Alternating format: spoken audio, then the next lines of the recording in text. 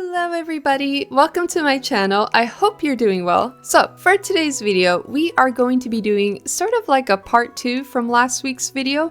And if you missed that video, we did make this junk journal using junk mail. So yes, we made this from scratch, and as you can tell, it is a fall themed junk journal and I really do love it. So if you happen to miss that video, I will link it in the description box so you can go ahead and check it out after this video. But as you can tell, the pages are all empty. There is no decoration, no nothing, so I figured I would show you a couple ideas of how to decorate your junk journals, and hopefully you can get some page ideas. Besides that, if you enjoyed this video, be sure to give it a like and subscribe, help me reach 1,000 subscribers. Also, if you want to support me as a small artist, check out my Etsy store, which I linked in the description box, and maybe you can find something that you like. Besides that, let's go ahead and get on with the video.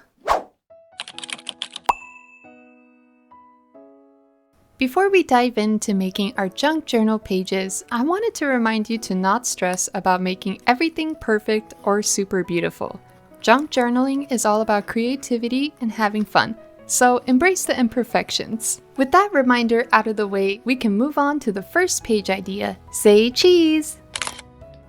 I love making fake Polaroids for my journals because it is so easy to do and it doesn't even take that much time. All you really need is some sort of photo, which I will be using these mini photo books that I got from Amazon, but you can also find random photos in basically anywhere. Like this one is from an art kit, and you can also find a bunch of photos in journals and magazines. For instance, there's this really cute puppy.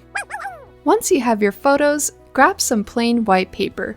Or if you'd rather have more colorful Polaroids, you can choose to use construction paper. So it's really up to you. Take your photo and place it on the paper. We need to cut this to size to make it look just like a Polaroid. The trick is to keep 3 sides the same size and make one side larger to create the effect of a Polaroid. I will also show you what it looks like with the colored frame.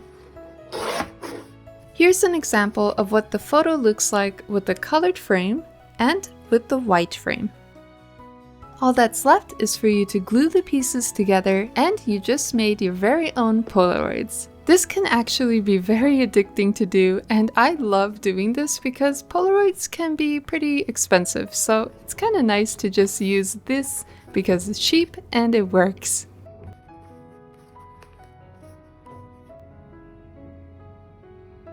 I love how the fake Polaroids create some depth to my page. The white borders create some nice contrast with the fall background, and it makes it pop. I also arrange the Polaroids at different angles to help make the page feel more dynamic.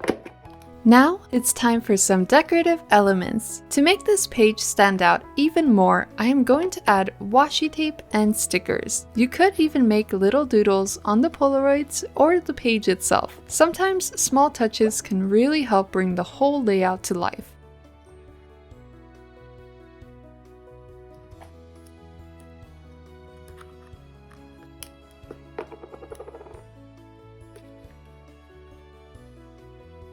One thing that I love to do is to add quotes at the bottom of my Polaroids. Now this is completely up to you, but I feel like it does make it look a little bit cuter.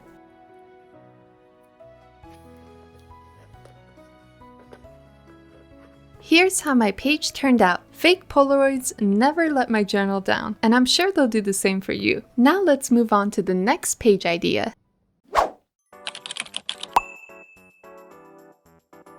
When I think about junk journals, the first thing that comes to mind is collages. The basics to collaging is to layer different types of materials and textures, and you can create a very interesting page. Collaging in your junk journal is super easy because all you really need is some random images that you can find in the newspaper, magazines. You could even use old letters or postcards. You could always stick to stickers and washi tape. You could even use pressed flowers or leaves. You could use illustrations. You can use hand-drawn doodles. You could just use so many different things such as tickets and receipts. There's photographs. Whew, there's just so many things you could use. Now, me personally, I don't really collage that much, and I'm not the best at it, but I did try my best. I figured it would be a great opportunity for me to look through my old journal and maybe take some of those stickers because I don't really look through this journal that much, so I just took off some of the stickers and re-glued them onto this junk page. There was this leftover piece of doily, so I glued it on the other page and I feel like it helped tie the two pages together. Here's what the finished page looks like. Collaging is a lot of fun, but what else can we do with our junk journal?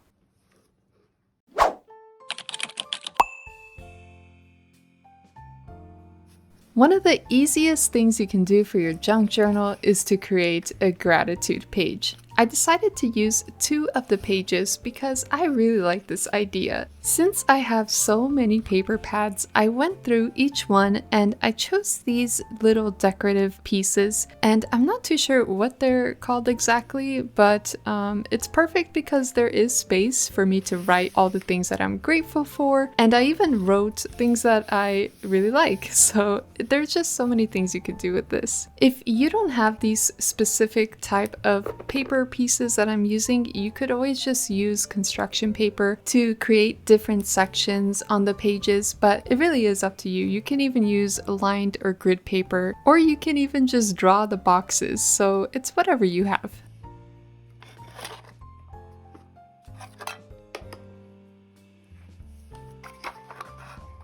I thought it would be fun to bring out my stamps and stamp the word gratitude on a piece of construction paper. I then cut them out and then glued them on the page. If you're good at hand lettering, you could totally do that and skip this step, but I'm not really good at it, so I chose to stick with my stamps.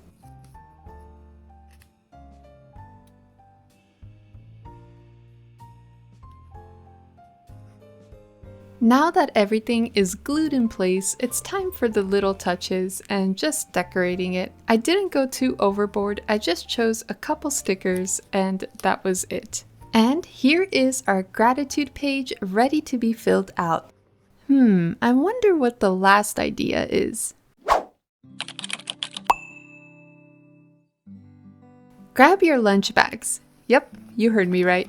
Lunch bags. I'm telling you, lunch bags are the best thing to use for journaling because they are so lightweight and there's so many bags that come in a pack, so you honestly are getting so much for your buck, which I got my pack at the dollar store. For this page idea, we are going to make a Q&A for ourselves. This is always fun to do because as human beings, we grow out of certain things and we also grow into certain things. So it's always fun to ask your old self questions and to read it in the future. So to make this page, all you really do is rip up pieces of paper and stick them onto your page. Then decorate your page and have fun with it.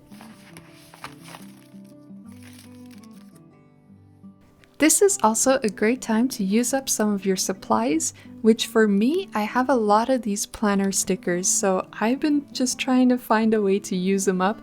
And this is a great way because there's just so much space to cover.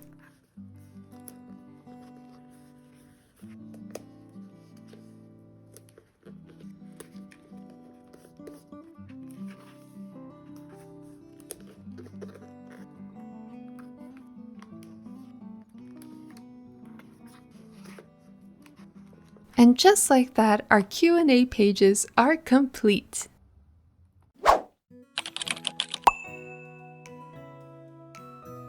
Here is what my junk journal looks like with all the pages decorated and filled out. I hope these junk journal ideas were helpful to you, and I hope you give them a try. Don't forget to subscribe for some more fun art videos, and I will see you all a little later. Bye! For today's video, we are going to be doing something... For today's video, we are going to be doing some...